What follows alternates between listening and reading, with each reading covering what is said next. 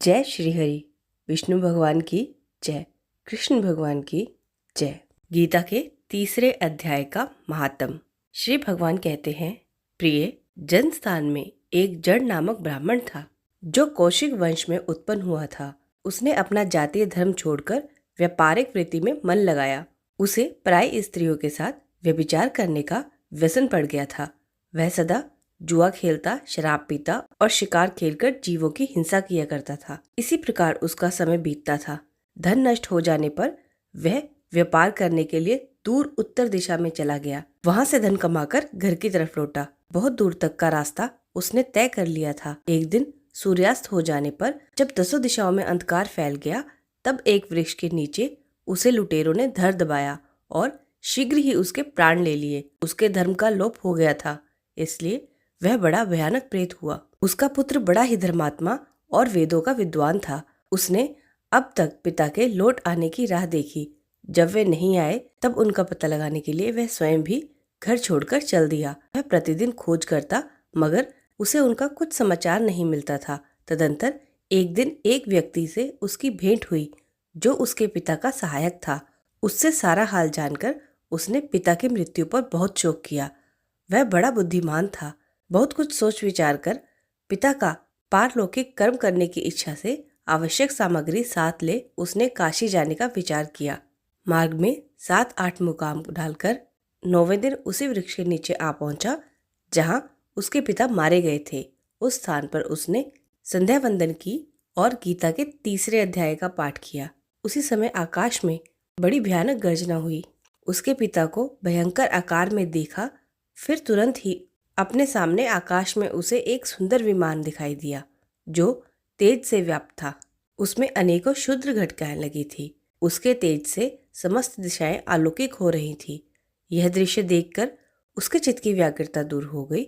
उसने विमान पर अपने पिता को दिव्य रूप धारण किए विराजमान देखा। उनके शरीर पर पीताम्बर शोभा पा रहा था और मुनिजन उनकी स्तुति कर रहे थे। उन्हें देखते ही पुत्र ने प्रणाम किया। तब पिता ने भी उसे आशीर्वाद दिया। तत्पश्चात उसने पिता से यह सारा वृतांत पूछा। उसके उत्तर में पिता ने सब बातें बताकर इस प्रकार कहना आरंभ किया, बेटा, देववश मेरे निकट गीता की तृतीय अध्याय का पाठ करके तुमने इस शरीर के द्वारा किए हुए दुष्कर्म बंधन से मुझे छुड़ा दिया। अतः अब घर लौट जाओ, क्योंकि जिसके लिए तुम काशी जा रहे थे वह प्रयोजन इस समय तृतीय अध्याय के पाठ से ही सिद्ध हो गया है। पिता के इस प्रकार कहने पर पुत्र ने पूछा, तात, मेरे हित का उपदेश दीजिए तथा और कोई कार्य जो मेरे लिए करने योग्य हो वो बतलाइए। तब पिता ने कहा, तुम्हें यही कार्य फिर करना है। मैंने जो कर्म किए हैं वही मेरे भाई ने भी किए थे। इससे वे घोर नरक में पड़े हैं। उनका भी तुम्हें उद्धार करना चाहिए तथा मेरे कुल के और भी जितने लोग नरक में पड़े हैं उन सबका तुम्हें उद्धार करना होगा। यही मेरा मनोरथ है। बेटा, जिस साधन के द्वारा तुमने मुझे इस संकट से छुड़ाया है उसी का अनुष्ठान औरों के लिए भी करना उचित है। उसका अनुष्ठान करके उससे होने वाला पुण्य उन नारकीय जीवों को संकल्प करके दे दो। इससे वे समस्त पूर्वज मेरी ही तरह यातना से मुक्त होकर अल्प समय में ही श्री विष्णु पद को प्राप्त हो जाएंगे। पिता का यह संदेश सुनकर पुत्र ने कहा, तात, यदि ऐसी बात है और आपकी भी ऐसी रुचि है तो मैं समस्त नारकीय जीवों का नरक से उद्धार कर दूंगा। यह सुनकर उसके पिता बोले, बेटा, एवमस्तु, तुम्हारा कल्याण हो। मेरा अत्यंत प्रिय कार्य संपन्न हो गया।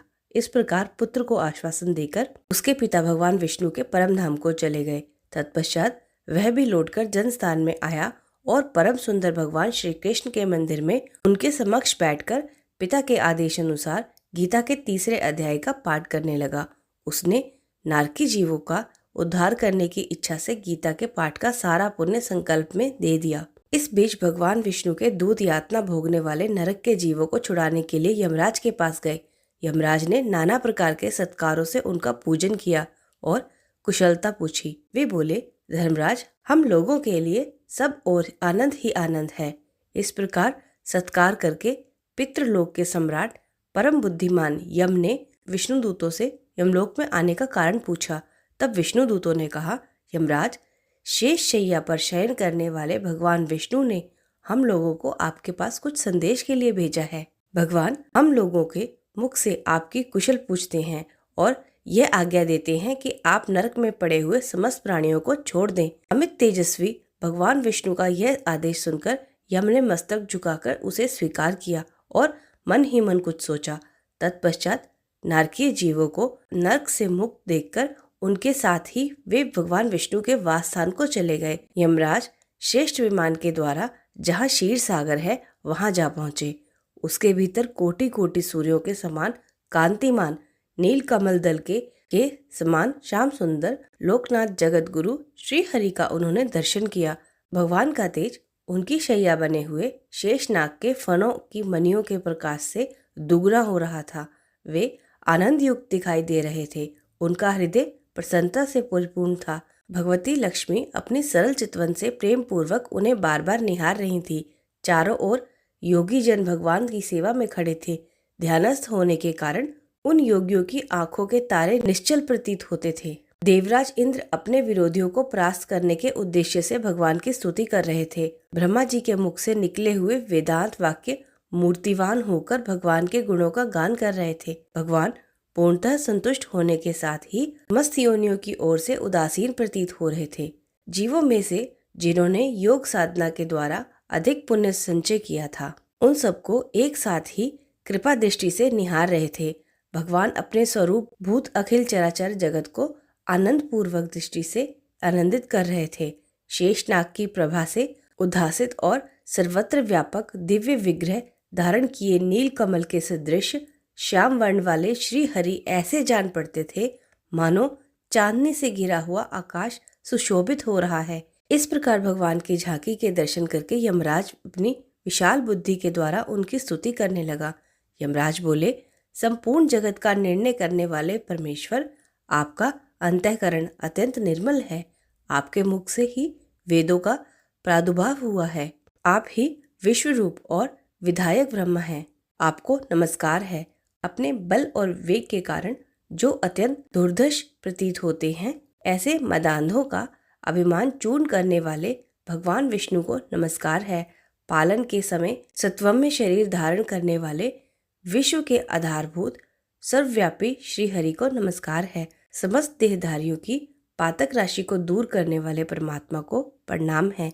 जिनके ललाटवर्ती नेत्र के तनिक सा खुलने पर भी आग की लपटें निकलती हैं, उन रुद्र रूपधारी आप परमेश्वर को प्रणाम है। आप संपूर्ण विश्व के गुरु, आत्मा और महेश्वर हैं। अतः समस्त वैष्णव जनों को संकट से मुक्त करके उन पर अनुग्रह करते हैं। आप माया से विस्तार को प्राप्त हुए अखिल विश्व में व्याप्त होकर भी कभी माया अथवा उससे उत्पन्न होने वाले गुणों से मोहित नहीं होते। माया तथा माया जनित गुणों के बीच में स्थित होने पर भी आप पर उनमें से किसी का प्रभाव नहीं पड़ता। आपकी महिमा का अंत नहीं है, क्योंकि आप असीम हैं। फिर आप वाणी के विषय में कैसे हो सकते हैं? अतः मेरा मौन रहना ही उचित है।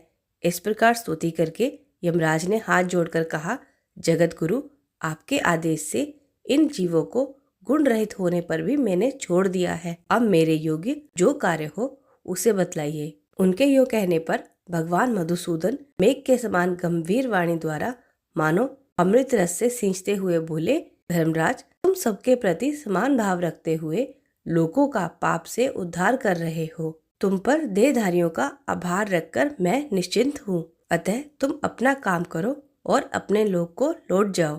यह कहकर भगवान अंतर्ध्यान हो गए। यमराज भी अपनी पुरी को लौट आए। तब वह ब्राह्मण अपनी जाति के समस्त नारकीय जीवों का नरक से उद्धार करके स्वयं भी श्रेष्ठ विमान द्वारा श्री विष्णु धाम को चला गया। बोलो विष्णु भगवान की जय। जय श्री हरि।